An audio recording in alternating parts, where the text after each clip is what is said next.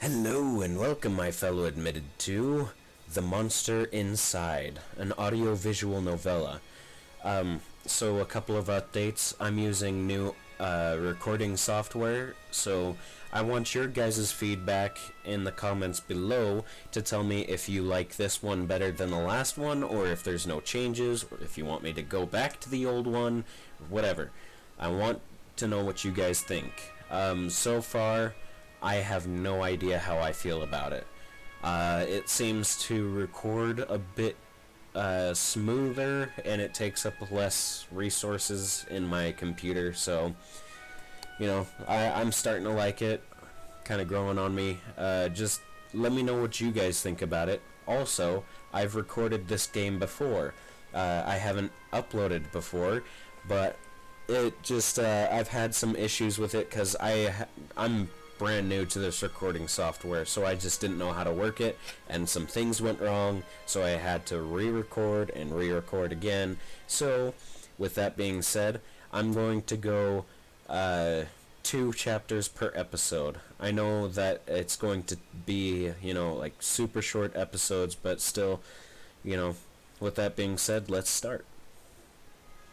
The Monster Inside. Also, I have a voice for the main character, which is right here, and apparently his name is Jack.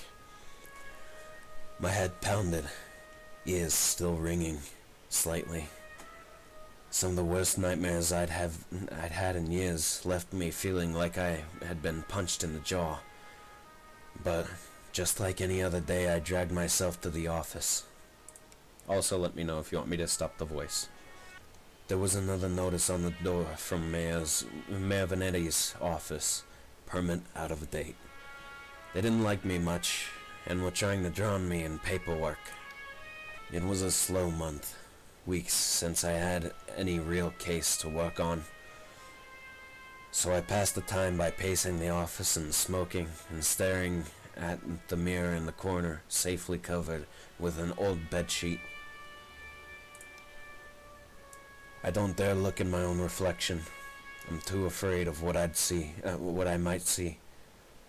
I'm afraid someday I might have to face what I don't dare look at my own reflection. I'm too afraid of what I might see. Afraid someday I might have to face what I really am. The girl came in so quiet I nearly choked on my cigarette. Mister, please, you gotta help me. Mister. Yeah, what can I help you with? Please, no one else will listen. Go on. She eyed me with a dash of suspicion as I tossed back a handful of pills and chased it with a swig of whiskey. I could tell this might take a while. Her name was Lily. She told me she was his mistress. The man all over the newspapers. The infamous banker, Mr. Reginald Farnsworth.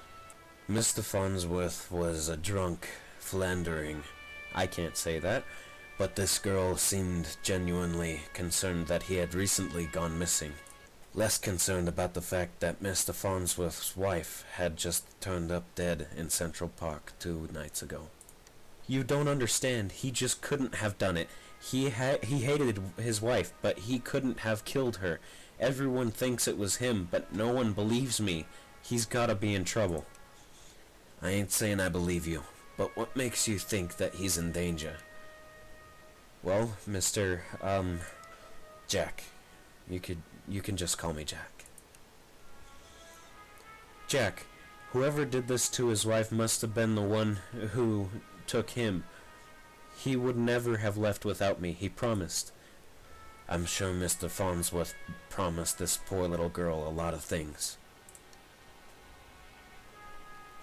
Please, the cops wouldn't listen to me, and they want to bring him in on charges. You gotta prove it wasn't him before they find him. Honestly, I doubt they're in too much of a hurry. Farnsworth had practically the entire police force in his deep pockets. Probably why they haven't found him much yet. If they found him and brought him in, it would be due to public pressure. Sometimes a mob with pitchforks is more dangerous than one man with money. You've got my curiosity, but you might not like what I find. Oh, thank you, Mr. Jack. Thank you. But please, be careful. I don't think this was just any murderer or kidnapper. I think it was a beast. Beast. The word struck me funny, like when you jar your elbow on a hard corner. Not a word many use these days, except in hushed whispers and bedtime stories for children. Oh, they're real, all right. They just got better at hiding, controlling their unseemly urges. But I hadn't seen any monsters in nearly 15 years. Back when I was still a cop myself. I'm having a hard time. Well, that's definitely an interesting theory. I just have a feeling about it. Something tells me you're gonna get to the bottom of it. You're good at this sort of thing. Sure. Can't you see how busy I am with these cases?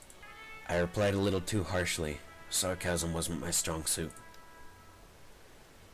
I reassured her some more and sent her on her way.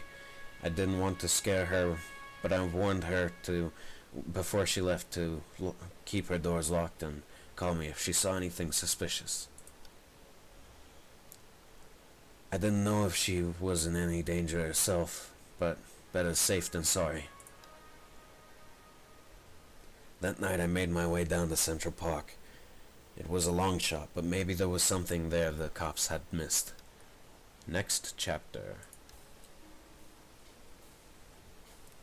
The scene was already picked clean by the cops days ago, but I got a knack for finding things others overlook. A knack, more of a symptom of a condition. Other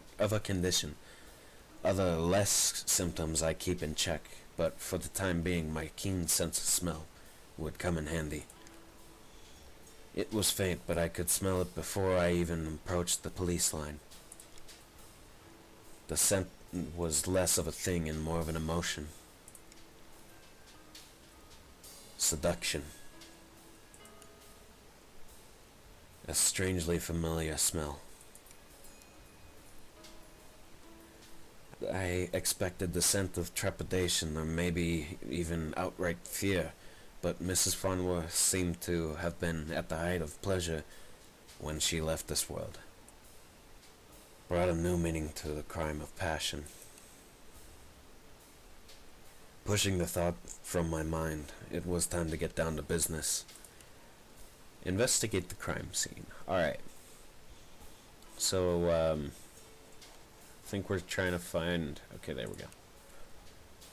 Muddy footprints everywhere. Difficult to pick out anything from the footprints the cops left behind in their haste. The cops don't wear $2,000 carquinos. I hope I said that right.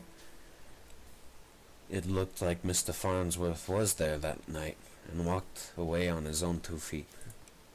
Investigate the crime scene. Okay, yeah. A burn mark on a nearby tree caught my eye. I ran my finger along its length and felt a chill down my spine. This was not just any burn mark. This was the mark of an ancient magic.